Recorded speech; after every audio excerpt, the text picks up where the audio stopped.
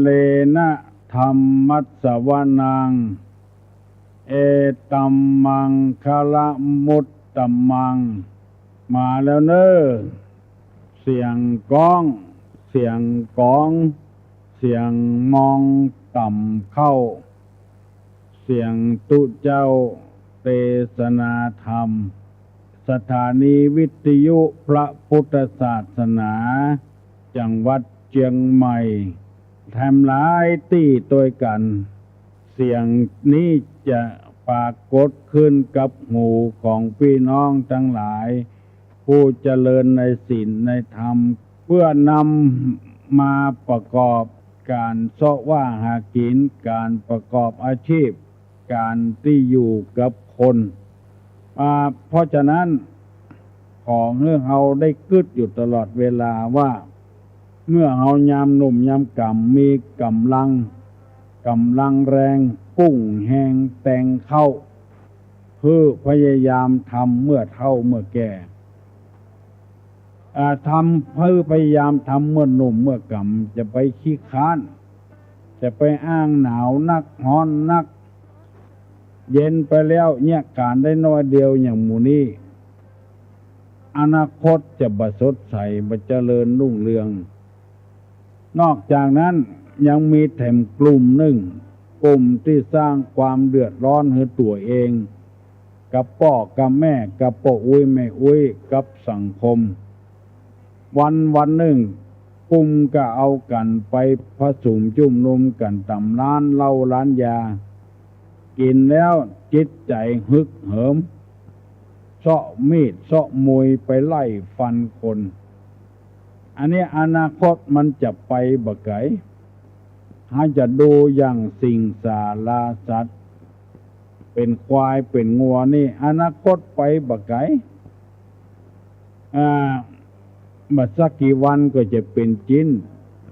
เป็นเนื้อเอาให้คนได้กินอนาคตของเปิ้นเป็นอย่างนั้นแต่ว่าคนเหล่านี้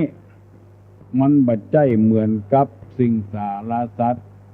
เป็นสัตว์ที่ประเสริฐเขาควรจะทำการทำงานเมื่อหนุ่มเมื่อกำห้ามเฮียนศึกษาศิลปะวิทยาต่างๆที่มันสมองเขาจะรับได้คนที่ร่ำรวยมั่งมีสีสุขตึงวันนี้ลองสังเกตพอเปิ้นเนี่ยการเปิ้นบ่ขี้ค้านเนี่ยการเข้ามีลูกมีเต้าก็สืบสานตัวแถมเจริญรุ่งเรืองขึ้นอยู่เรื่อยๆอันนี้เพราะเปิ้นเนี่ยการเมื่อยามหนุ่มยังกำแต่ไปเนี่ยการอย่างเดียวบ่มีมันสมองจ้วยเดือดร้อนกันอย่างเกษตรกรรมอย่างที่เป็นมาเนี่ยพอพุทธตื่นล้นไปหารัฐบาลเพื่อรัฐบาลช่วยปลดหนี้ปลดสินหมู่นี้เป็นต้นเพราะว่าทำงานกับกำลังมาอาศัยมันสมองเป็นคนตายรถเท่าเป็นคนติ้วปุ่นเท่าไปยอมจะเป็นนายช่างโดยเปิ้นเสื้อมาได้คำนวณว่าปุ่นเท่าใดทรายเท่าใดตารางเม็ดและมันจะต้องใจปูนใจหินใจทรายต่อใดบ่ได้ใจมันสมองเนี่ยไปเรื่อยๆเพราะฉะนั้นชีวิตจะก้าวหน้าก้าวตาก็จะต้องมีมันสมองทำงานโดยขายผักแคบก็ขายผักแคบรวดแรงรวดภาษาเบาอย่างมาขายสักเตื้ออันเนี้ยความเจริญมันย่อมมาเกิดขึ้นอนาคตจะว่าไข่สดใสต่อใดตุลงไปที่ไหนตุลงจังสังเกตเตื้อไปตังเชียงไฮ้ในกาไปตังลำปางในกาหน้าเห็ดก็ขายก็เห็ดแต่น่ะอย่างอื่นบ่ขายอย่างแล้วหน้าเข้าสลีก็ขายก็เข้าสลีนึ่งหน้าพุทธาบัตตันเม็ดใหญ่ก็ขายก็บัตตันเม็ดใหญ่ขายอย่างเดียวอย่างอื่นบ่ขายแล้วอันนี้คือใจกำลังกักกายอย่างเดียวมันสมองบาดใจถ้าเอาไปเจือนขายน้ำ เป่าพ่องขายน้ำขวดพ่องที่เป็นสีขายไอ้หยังพ่องเอาไปแปะแมะตัวนั้นกำให้ตังใดก็ได้ขายข้าวสาลีก็ได้กำให้ขายข้าวโพดก็ได้กำให้ยังบ่พอขายน้ำดำน้ำแดงน้ำแข็งน้ำเย็นตัวแถมก็จะได้กำให้นั่นตัวแถมเอาเปาะเอาไปหอมกันเหมือนกับปลวกแปลงจอมปลวกน้อยๆเมื่อหัวทีเมินเข้ามันก็ใหญ่หน้ากล้าบานไปพระสงฆ์สามเณรตลอดถึงลูกหลานเล่นอยู่ทางบ้านออกกำลังกายพ่องเนี่ยการจ้อยพ่อจ้อยแม่พ่องมันถึงล้นติ่นล้นมืออยู่นั่นแล้วถึงวันนี้ซักผ้าการล้างถ้วยการทำนั้นมันไม่ใช่ทำเพื่อเนื้อผ้าหมดถ้วยสะอาดอย่างเดียวมันเป็นการฝึกหัดเนี่ยการเป็นในตัวตามประวัติต่างๆที่คนเปิ้นเจริญรุ่งเรืองมาคือเนี่ยการเมื่อยังหนุ่มยังกำมันสมองก็บ่เครียดบ่กึดอย่างนักจำได้ดีทำการทำงานก็บ่อิดบ่หิวเปิ้นยังปิดแถมก่อนว่าวันเสาร์กับวันอาทิตย์บางที่อย่างฟาร์มเมี่ยงเกี่ยงโดงนี่เปิ้นปิดวันศีลคือคนได้ย่างวันพระแล้วคือคนได้ไปวัดไปวาแต่แล้วเป็นที่น่าเสียดายเอากันไปล่าสัตว์เอาไปยิงกว่างยิงฟานในแพะในป่าเอาเวลาปิดเข้าวัดเข้าวาเอาไปทำบาปทำกรรมนั่งรวมกันเป็นหมู่เล่นไพ่เล่นไฮโลเล่นการพนันนั่งรวมกันเป็นหมู่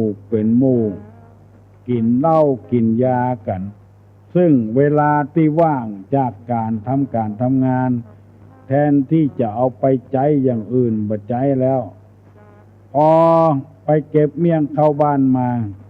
ได้เมี่ยงมาห่อเดี๋ยวเงินทองก็บ่ได้ตัวเปิ้นไปเสียเวลาที่นำเอามาเทศให้ฟังเสนอให้ฟังนี้เพื่อจะให้คนเฮาขันน็อตตัวเองให้มันเข้มแข็งขึ้นอย่าไปอยู่บ่ดอกบ่ดายบอกว่าปวดใจบอกว่าไม่ยิงตุเจ้าพนายเมื่อยังหนุ่มยังกำขยันเสาะหาเงินหาทองไว้ฟังใจจ่ายสู้ลุยสู้ไล่เพื่อเอาทำเป็นที่จังที่เปิ้งอย่าก่อนจะไปเอาหน้าเอาตาเป็นที่จังที่เปิ้งเตื้อบางคนก็ได้เงินมาแตะบ่ได้ไว้ไปดาวรถเครื่องดาวรถยนต์ดาวตู้เย็นดาวพัดลมนอนเมื่อคืนฮ้อนบ่ม่วนติดแอร์ตัวแถมสารพัดอย่างอันนี้ก็ถึงจะขยันเท่าใดก็บ่มีความหมายจะเดือดร้อนไปเรื่อยๆเหมือนมอดกัดกินไม้เก่งตอบปัญหาเจ้าบ้านได้เก่งมากว่าใจหูจากต้องแม่ออกมาต้องแสวงหาความรู้อยู่ในวัดลวกไปคนอย่างหูไปคนอย่างเพราะแต่ละคนแสวงหาความรู้ไปคนอย่างบ่เหมือนกันดังนี้เป็นต้นจึงขอเชิญชวนมวลพ่อแม่พี่น้องทั้งหลายถ้าไผ่ไข้ฮื้ออนาคตเจริญรุ่งเรืองข้อแรกเนี่ยมันเยียเวียกเยียการเมื่อยามหนุ่มยามกำปุ่งแห้งแต่งเข้าอย่าไปขี้ค้านจะไปอยู่เลอะเหลิงอยู่บ่ได้บอกว่าปดใจบอกว่าไม่ยิงคนจะบ่เยียเวียกเยียการบ่มันบ่ขยันจะได้ผัวก็ได้ผัวอย่างเดียวกันนะได้เมียก็จะได้เมียอย่างเดียวกันนั้นละลูกเกิดออกมาแถมซ้ำให้ เลือดพ่อเลือดแม่ผสมกันหมอหนึ่งขี้ค้านหมอหนึ่งตั้งอยู่ในอบายมุขกินเหล้าเล่นไพ่พบคนบดีเข้าบ้านเขาจองมาลูกเกิดออกมาเลือดสองเลือดบวกกันจะได้พันธุ์ที่บดีขึ้นมาเฮาปลูกต้นไม้เฮาก็ต้องการหน่วยมันใหญ่ๆเปิ้นบ่ใจนับเอามาปลูกเสาะหาพันธุ์มันก่อนเสาะหาพันธุ์มันดีๆมันหน่วยดกมันหวานมันกรอบเอาหมู่นั้นมาปลูกแล้วมันบ่เสียที่ดินบ่เสียน้ำบ่เสียปุ๋ยบ่เสียเวลาคนที่ปลูกเอานับปลูกไปเลยเอาเชื้อที่บดีมาปลูกมันก็จะได้ผลที่บดีอุปมาฉันใดในพระพุทธศาสนาเปิ้นก็สอนคนจะจะไปใจง่ายจะไปกินง่ายใจโอยจะไปคบคนบดีอย่าไปเล่นการพนันซึ่งมันเป็นอบายมุขบางคนเล่นมาตั้งแต่อายุ10 ปลายแล้วจนแต่ฮอดบัดเดียว60-70ก็บ่ย่างสักเทื่อเล่นอยู่เล่นก็บ่จะเล่นน้อยๆเล่นนักโดยแถมจกหนักสตางค์ออกมาเอาใบซาวหอมกันเทศเอาใบร้อยไปซื้อหวยอันใดจะได้บุญเหลืออันใดเพื่อหวยกวดมาบ่ถูกแล้วซาวนั้นก็ยังเป็นรักเป็นฐานเอาทำบุญอยู่อันเนี้ยคนเฮามันคิดผิดยามหนุ่มยามกำนี้มันขยันจะไปขี้เกียจขี้ค้าน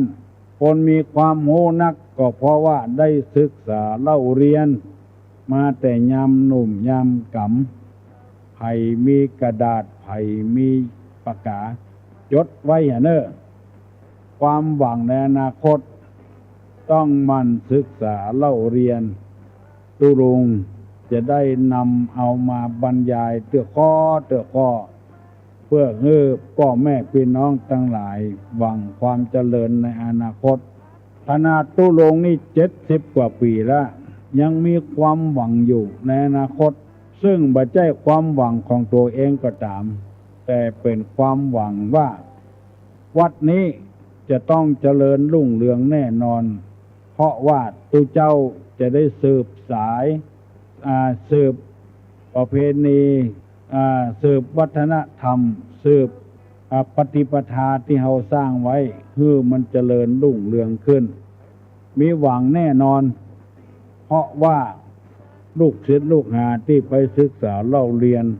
เป็นมหาปรริญญาก็มีจบปริญญาตรีปริญญาโทก็มีกำลังทำอยู่ก็มีวัดวาศาสนาก็สร้างไว้แล้วอาคารอย่างต่างๆเพราะเฮาสร้างไว้เมื่อเฮาหนุ่มเฮากำอาทิเช่นพงเฮียนพระพุทธศาสนาวันอาทิตย์เฮาก็ตั้งมีเต้าใดสอนไปเต้าอัน2เปิ้นให้เฮียนการศึกษานอกโรงเรียนก็ฮื้อสถานที่เปิ้นจัดโต๊ะจัดตั้งเอาคนเดียวมีไว้ฮื้อเรียบร้อย3นักธรรมเฮาก็เอารุ่นพี่สอนรุ่นน้องโดยบ่หวังระวังกันโทบ่หวังเงินเดือนเงินดาวอย่าง3บาลีเฮาก็สอนกัน4อภิธรรมบ่ได้สอนเป็น20 30เป็น100 200อย่างเพิ่นสอนเนี่ยกำ10ปลาย4คน5คนแบบเศรษฐกิจพอเพียงแล้วตั้งโครงการไว้เช่นคนทุกข์คนยากตายบ่มีร่องเฮาก็ทำไว้จวนปิ้นน้องทั้งหลายบริจาคช่วยกันและเอามาทำเพื่อคนทุกข์คนยากนอกจากนั้นโครงการไถ่ถอนชีวิตสัตว์โครงการ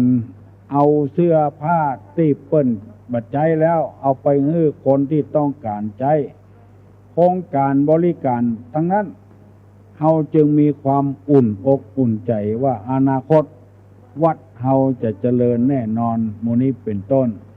พ่อแม่พี่น้องลูกหลานเหลนเตรียมตัวไว้ เนี่ยการเนี่ยงานเมื่อยังหนุ่มยังกำไม่ใช่ว่าเนี่ยการอย่างเดียวต้องมีความคิดความหันตัวอันนี้วันนี้จะฝากไว้เต้าอี้ก่อนไปก็ม่วนไปเตรียมตั๋วหิหากะขายเมื่อยังมีกำลังเมื่อหนุ่มเมื่อกำอย่าไปอยู่บ่ได้ตุลงมีกรรมที่บดีอยู่บ่ได้เอามีนักสักวันหนึ่งจะเอามาบอกหรือพี่น้องทั้งหลายอย่าไปอยู่บ่ได้จะไปอายเจ้าจะไปอายเจ้าหมู่อย่าอยู่บ่ได้อย่างโหหลายอย่างมันจดไว้แล้วอย่าบ่ได้เอามาอู้เตื้ออย่าอายเจ้าหมู่อย่ากินของสงฆ์อย่างหมู่เนี้ยมีแถมจัดนักปากันอยู่ดีมีสุขอายุมั่นขวัญยืนหิมากะขึ้นมีโชคมีลาภขอขอบคุณกับสถานีวิทยุชุมชนต่างๆที่ได้ดึงเอาเมื่อเจ้าวันนี้เข้าไปประกาศพี่น้องชุมชนได้เข้มแข็ง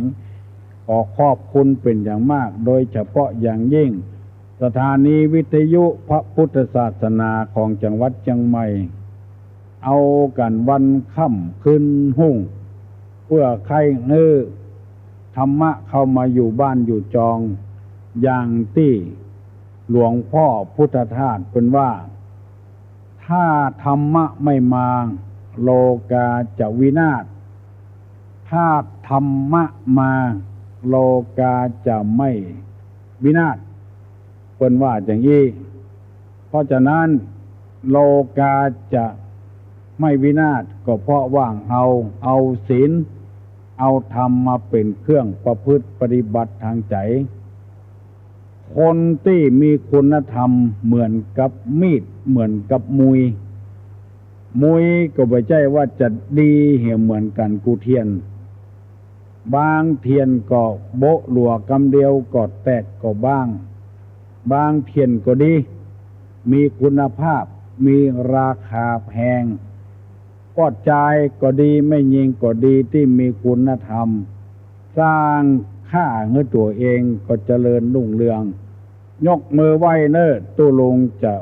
จะฮือปอนแล้วสัพพะโลคาวินิมุตโตสัพพะสันตาปวัสสิโตสัพพะเวระมติกันโตนิพพุโตจตุวังภวะสัพพีติโยวิวัจจันตุสัพพะโรโควินัสสตุมาเตภวะตวันตรายโยสุขีที่ขายุโกภวะอภิวาทนาสีลิสนิจจังวุฒาปัจจายโนจัตตาโลธรรมาวัฏันติอายุวันโนสุขังภลัง